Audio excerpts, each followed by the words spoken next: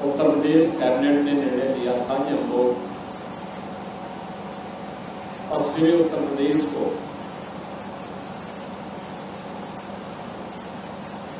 प्रयागराज से जोड़ने के लिए गंगा एक्सप्रेस वे का निर्माण करेंगे।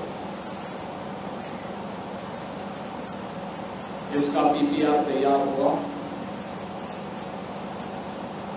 और अंततः 2020 में इसे कैबिनेट ने अपनी मंजूरी देकर के इसके डीपीआर की कार्रवाई को आगे बढ़ाया। कुल 594 किलोमीटर लंबा यह एक्सप्रेसवे 6 लेन का है और यह 8 लेन तक बढ़ाया जा सकता है, जिसमें 18,000 एकड़ लैंड इस पूरे एक्सप्रेसवे के लिए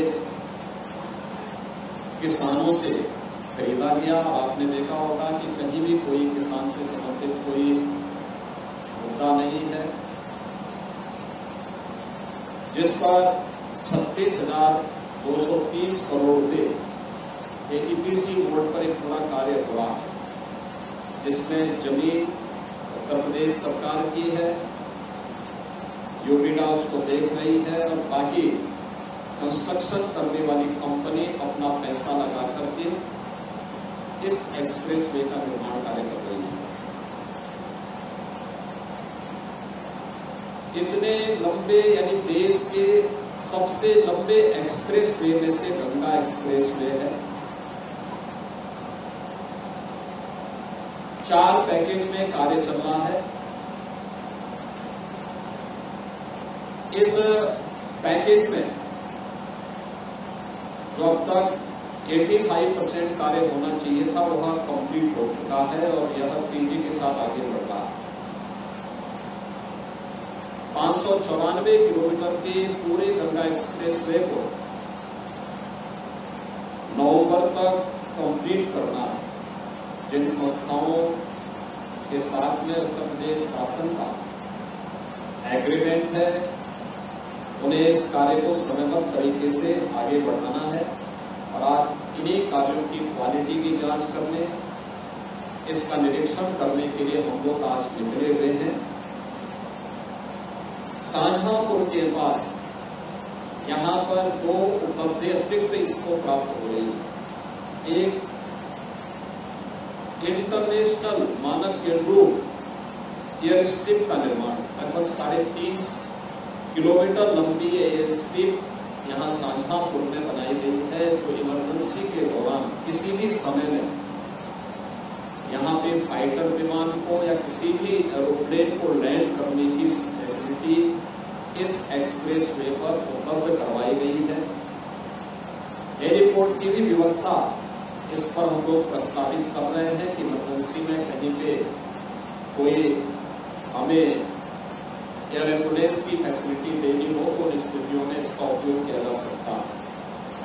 दूसरा, यहीं से शाहजहांपुर से हम लोग फर्रुखाबाद होते हुए आगरा लखनऊ एक्सप्रेसवे को और बुंदेलखंड को जोड़ने के लिए एक लिंक एक्सप्रेसवे का निर्माण भी करने जा रहे हैं, जो इस पूरे क्षेत्र को विकासशील गति के साथ जोड़ने का कार्य करेगा। इसके साथ ही गंगा एक्सप्रेसवे पर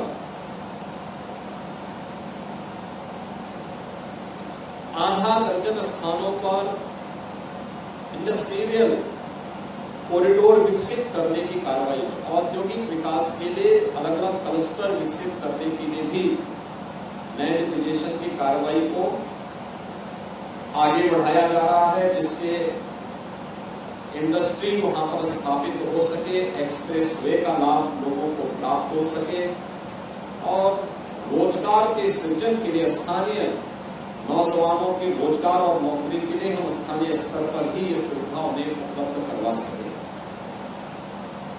मित्रों, इंफ्रास्ट्रक्चर यह किसी भी देश के विकसित होने की पहली आधारभूत शर्त होती है। वह इंफ्रास्ट्रक्चर उस देश के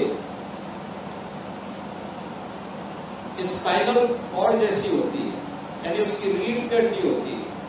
जितना अच्छा इंफ्रास्ट्रक्चर होगा उतना विकसित होने की संभावना उसके पास तीव्र होगी। और आपने देखा होगा आदरणीय प्रधानमंत्री जी के मार्गदर्शन में पिछले 10 वर्ष में देश ने प्रत्येक क्षेत्र में इंफ्रास्ट्रक्चर, रोड इंफ्रास्ट्रक्चर का हो, रेल का हो, एयर कनेक्टिविटी का हो, वाटरवे का हो या लॉजिस्टिक का हो, इन सभी में बेहतरीन प्रगति की है। और इस एक्सप्रेसवे का शिलान्यास भी 2021 में आदरणीय प्रधानमंत्री जी के कर कमलों से संपन्न हुआ था और इसी शाहजहांपुर में वह कार्यक्रम हम लोगों ने आयोजित किया था। और मेरा यह मानना है कि नवंबर में एक्सप्रेसवे का निर्माण कार्य पूरा होने के उपरांत इस एक्सप्रेसवे को एक नई गति के साथ आगे बढ़ाने में उत्तर प्रदेश की प्रगति को और आगे बढ़ाने में मदद मिलेगी, क्योंकि गंगा एक्सप्रेसवे अब प्रयागराज मेरठ के बीच में नहीं होगा, बल्कि मेरठ से हरिद्वार के बीच में भी जाएगा और प्रयागराज से काशी और पूर्वांचल एक्सप्रेसवे से जोड़ने के लिए यह गाजीपुर तक भी जा रहा है और फिर गाजीपुर से होते हुए शक्तिनगर सोनभद्र तक भी जाएगा। इसको इस रूप में विकसित करने के लिए एक नए कार्य को हम लोगों ने महाकुंभ 2025 में प्रयागराज में निर्णय लिया है। मुझे पूरा विश्वास है कि आधुनिक इंफ्रास्ट्रक्चर उत्तर प्रदेश को देश की अग्रणी अर्थव्यवस्था बनाने में मदद करेगा।